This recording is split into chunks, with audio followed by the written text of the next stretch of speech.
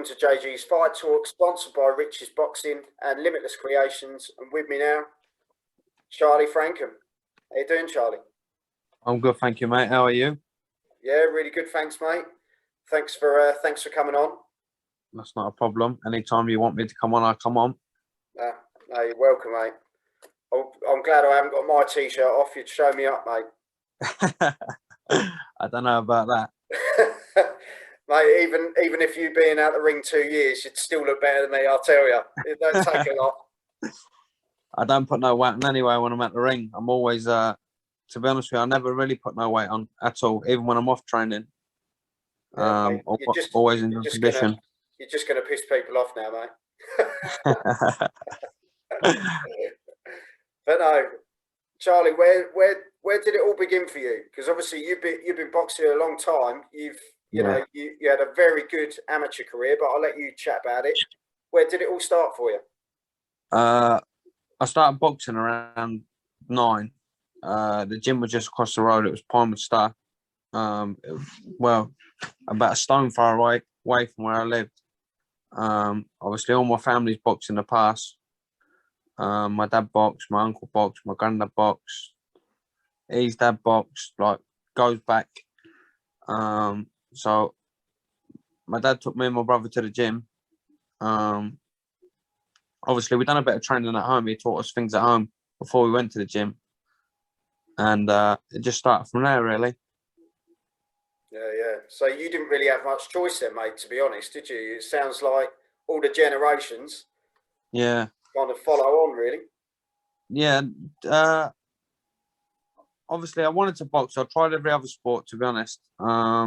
I tried football, like, obviously all the sports in school and so on. I tried all them, and to be honest with you, I didn't get on with them. I didn't mind football, and then one morning, we were playing a match, and me and my brother used to play for the same team, but he was in the older group, and he was playing a match one side, and I was playing a match the other, and it was absolutely freezing, and we were playing on AstroTurf. And I walked off the pitch, and they said, "Where are you going?" I said, "I'm going to get my dad to take me home. I can't play. I'm freezing. I don't want to play football no more." And just walked off the pitch, and I said to my dad, like, "Just take me home." I was only young. I said, I don't want to play football no more. Tried all the other sports, tried golf, everything. And I fell in love with boxing, to be honest with you. Yeah. And as you say, it's in the blood, mate, by the sounds of it. Hopefully it is. Hopefully it all pays off as well. Does your brother still box, or? He had a few fights, but he had to stop. He had a few health issues, and he knocked out in the head. But he was undefeated as well. He had 5 or 6 fights. He was undefeated as well. Good few stoppages as well. I think only a couple went the distance with him. He was a really good boxer though, very, very strong. But he had to obviously stop over health issues. Who was better though, Charlie? Be honest. Who was better? Me and my brother. Yeah. We were 2 different styles, to be honest with you. My brother was more of a aggressive fighter, and I was more of the boxer. But I reckon if we had to have a go, I reckon they'd do me.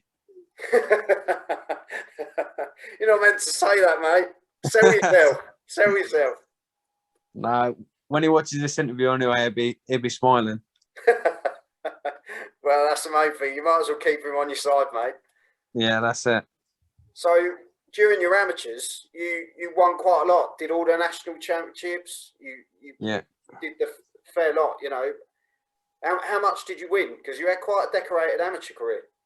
The only national title I ever won back in England was the senior ABAs, but I only done that. I only won it the first year when I was allowed to.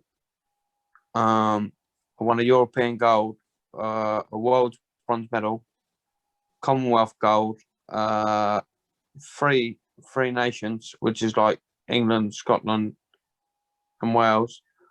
And obviously I won like schoolboys, juniors, and youths. You make it sound like it's just, you know, the thing to do. Oh, I take my hat off to you, mate. There's a lot of people, you know, that don't even have amateur pedigree going into the pro game now, do they?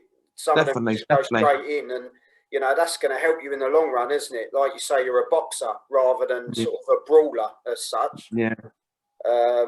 But what starts your pro career? I know it's coming up to sort of quite an absence from the ring, isn't it? Just due to sort of COVID and circumstances. But 2 wins on your record out of 2, 1 knockout. Can't grumble at that. No, not at all. Obviously, and as you say, just over COVID reasons and obviously over other reasons, I've been out the ring. I did have an injury after my second fight. Obviously that held me back a little bit, but everything's perfect at the minute. Training very, very hard in the gym, obviously in Loughborough.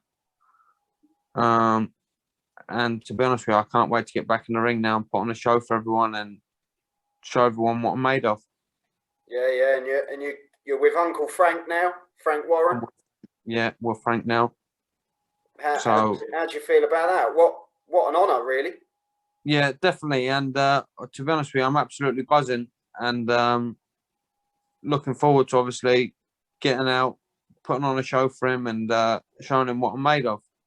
Yeah, like you were saying, hopefully around sort of June time is going to be.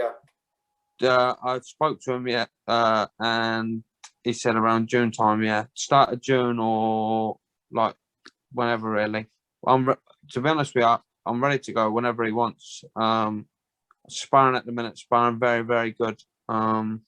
Getting back to my old self now. I did go like for a bit that my style changed a bit and whatever, but I'm back now. Back mostly at the minute the best I've ever been. Movement and skillful and everything. Punching a lot harder, so. Well, it's good to hear, Charlie, mate, honestly, because I know after a long layoff it can be difficult to get back into your rhythm and get back into things. So hats off to you, mate. You're obviously putting the hard work in. You've got good family around you as well. And to have, Frank Warren shouting for you basically as well, that's going to help a lot, isn't it? No, definitely. And he's a great promoter as well. And obviously he's a great guy. And he's getting a lot of young fighters out there at the minute. And he's building them up very, very good. And to be honest with you, I can't wait to start my career off with him. So who's the sort of the go-to person you like to watch at the moment? Is there anyone in particular you like to watch? What? Can I go like old fighters or in this era? Yeah, either or, mate. Either or. I watch Sugar Ray Leonard most of the time. He's mostly one of the best fighters there ever was. Obviously, all the old fighters. Is there anyone currently that you like? Currently, you got the likes of Billy Joe Saunders. Obviously, he's going into a very big fight soon. He's great, skillful.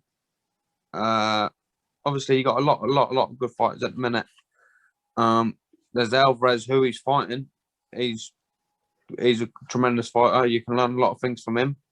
Yeah. Obviously, there's tons and tons of great talent out there at the minute, and you can pick bits off each if you get what I mean. Yeah. How do you see that fight going, Charlie?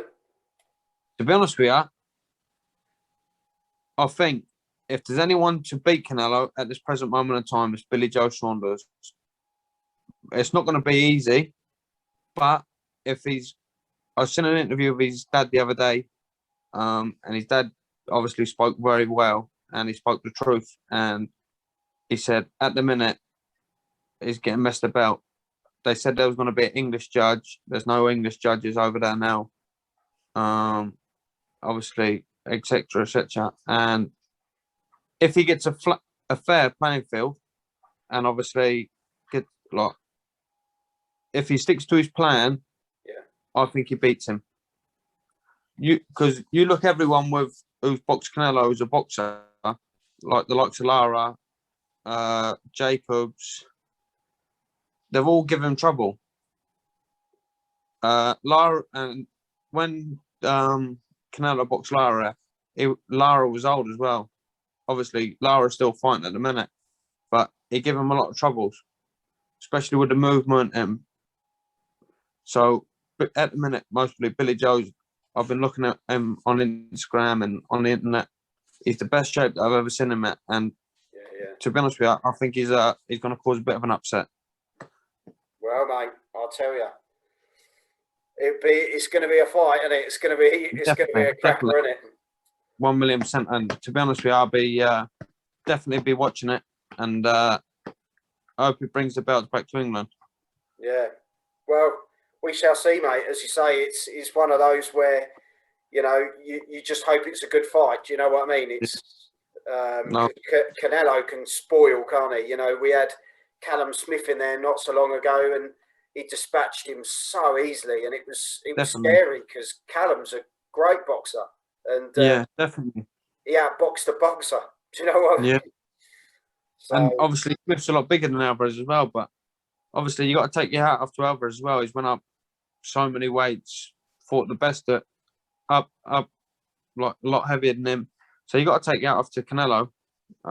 He is a tremendous fighter, but I just think if Billy Joe sticks to his plan and keeps his movement and obviously keeps his speed, that he causes Canelo a lot of trouble. Yeah. Well, we shall see. We'll look back at this interview, Charlie, if you're right, mate. Hopefully I will be right. But no, before you go, mate, Boom Boom. Come on, mate. Yeah. Where did that come from? When I was in Pinewood Star, there's a guy. Oh, that's all right. You got me back? Yeah, you're back. Sorry, I just got a call come through. When I was at Pinewood Star, when I first started off my boxing career, I used to have a nickname called KO Kid. Okay. And I used to have it on my shorts.